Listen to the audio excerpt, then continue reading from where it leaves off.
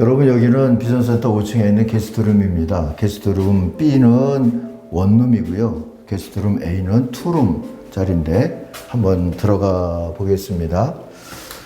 여기는 거실 같은 공간이고 왼쪽에는 아직 침대가 안 들어왔지만 침실이 될 것 같고요. 그리고 오른쪽에는 예쁜 그런 화장실, 욕실이 자리를 잡습니다. 여기서는 우리 교회가 보이고 아파트가 보이고 그런 환경이 있고요. 지금 가구는 이 거실에 놓여 있는 이 탁자 하나만 들어와 있어서 제가 오늘은 여기 앉아서 아침 묵상을 진행하려고 합니다. 데살로니가전서 4장을 함께 읽겠습니다.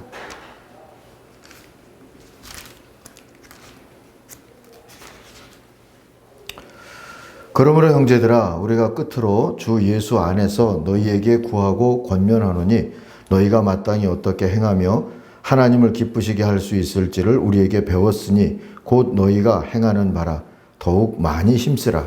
우리가 주 예수로 말미암아 너희에게 무슨 명령으로 준 것을 너희가 아느니라.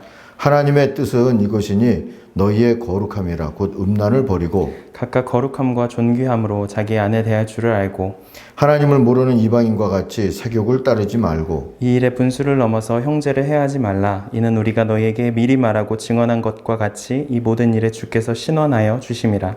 하나님이 우리를 부르심은 부정하게 하심이 아니요 거룩하게 하심이니 그러므로 저버리는 자는 사람을 저버림이 아니요 너희에게 그의 성령을 주신 하나님을 저버림이니라.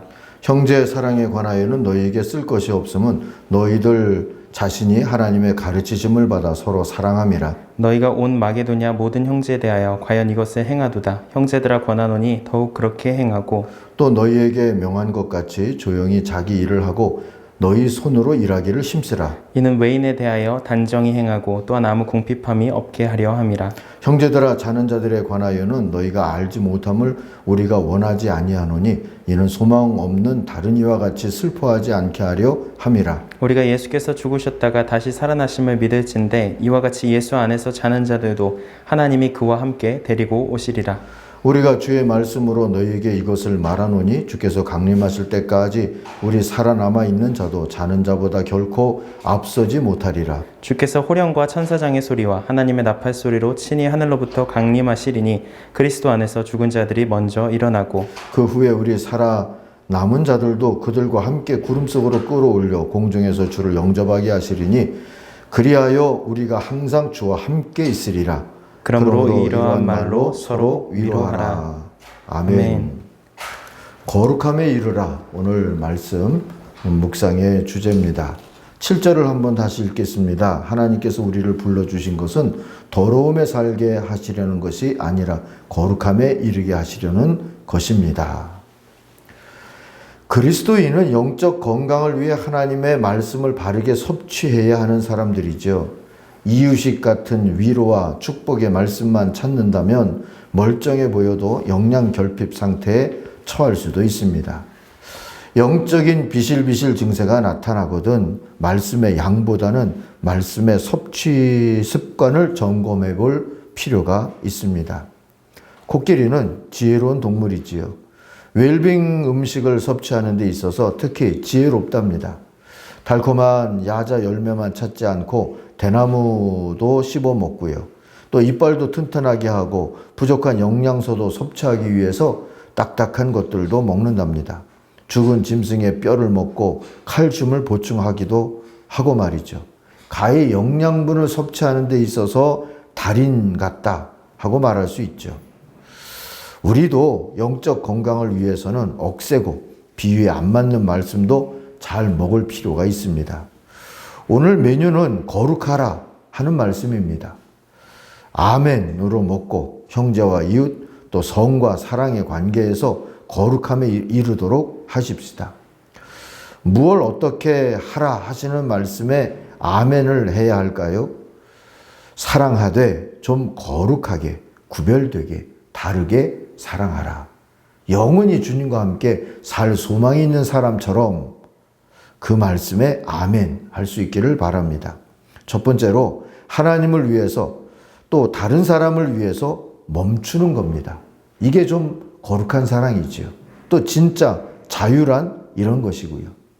1절과 9절을 보면 우리 삶의 거룩함, 다름에 대해서 말씀을 해주는데 주님의 기쁨을 위해서 사는 것, 곧 주님을 위해서 사는 것, 이게 우리의 거룩함의 조건이 되고요. 9절에 보면 다른 사람을 위해서 사는 것, 다른 말로 하면 이타적으로 사는 것, 그게 거룩한 사랑이 될 수 있다고 깨우쳐 줍니다. 그건 뭘 하기보다 뭘 하기를 멈출 때 그리 될 수 있다는 것도 알려주죠. 성령의 감동을 따라서 세속의 욕망을 멈추는 겁니다. 기독교인의 사랑은 주와 다른 일을 위해서 멈추는 것이다. 오늘 우리가 먼저 이렇게 기억해 두면 좋을 것 같아요. 마태복음 20장 30절 이하를 보면 이 장면이 아주 시청각적으로 우리에게 나타나고 있는데요. 시각장애인 두 사람이 예수님을 만나는 장면입니다.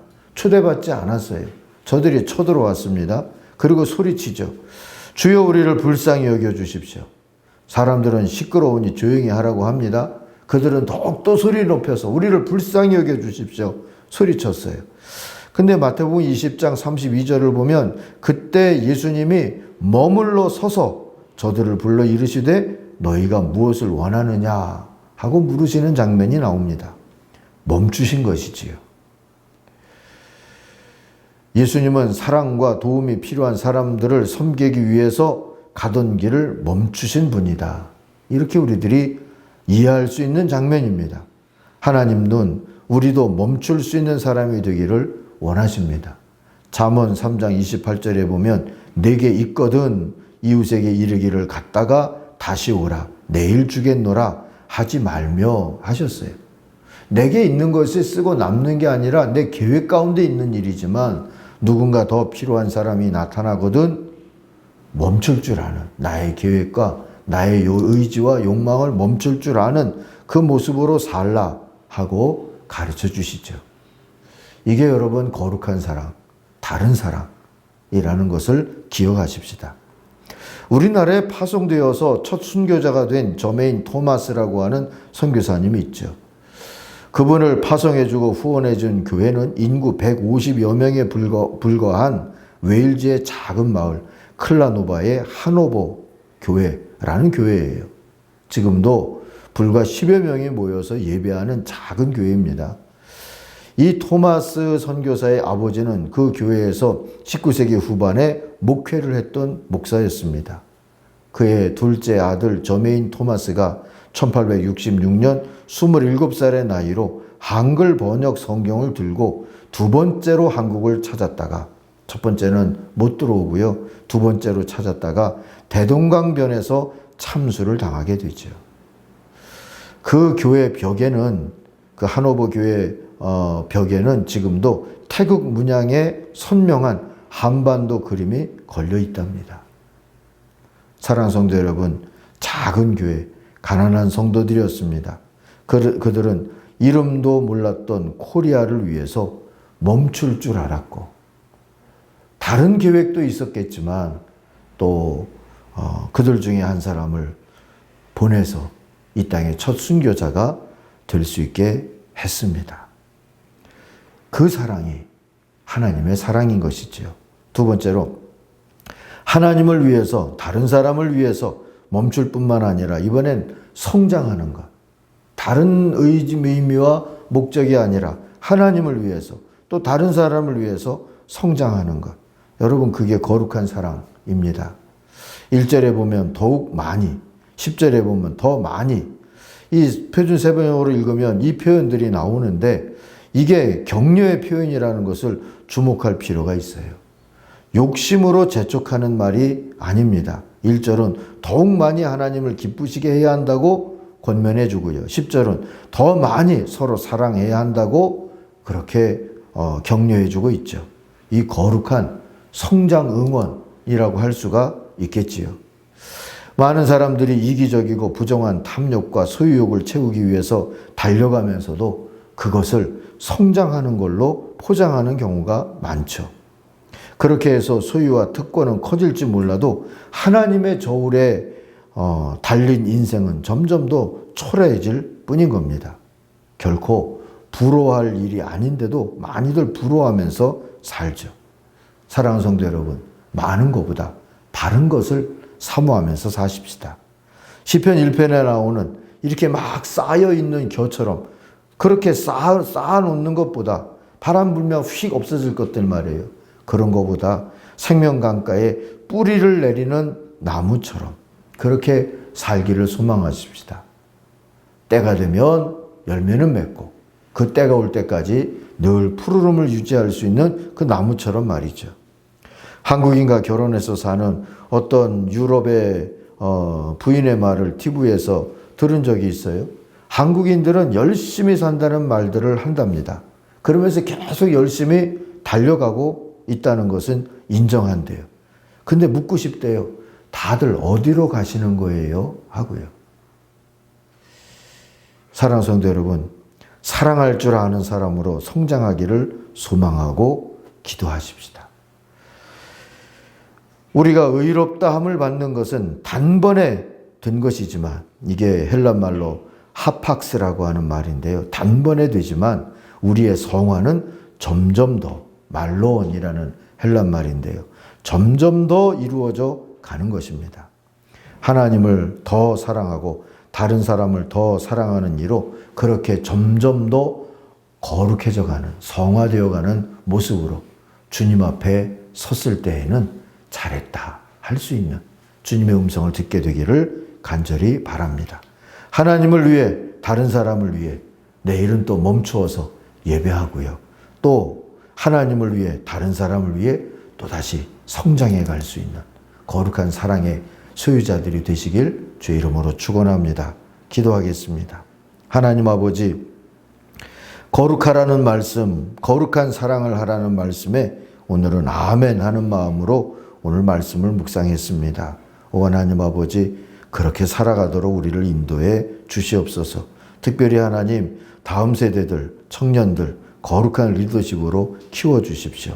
오늘 이렇게 또 게스트하우스에서 묵상을 하는데 여기 와서 잠시라도 머무는 모든 선교사님들이 우리 교회의 거룩한 사랑을 통하여서 쉼과 또 치유를 얻고 다시 용기를 얻고 소망을 얻는 귀한 역사들이 일어나도록 축복해 주시옵소서. 예수님의 이름으로 기도하옵나이다. 아멘. 하늘에 계신 우리 아버지, 아버지의 이름을 거룩하게 하시며 아버지의 나라가 오게 하시며 아버지의 뜻이 하늘에서와 같이 땅에서도 이루어지게 하소서. 오늘 우리에게 일용할 양식을 주시고 우리가 우리에게 잘못한 사람을 용서하여 준 것 같이 우리 죄를 용서하여 주시고 우리를 시험에 빠지지 않게 하시고 악에서 구하소서. 나라와 권능과 영광이 영원히 아버지의 것입니다. 아멘. 같이 기도하겠습니다.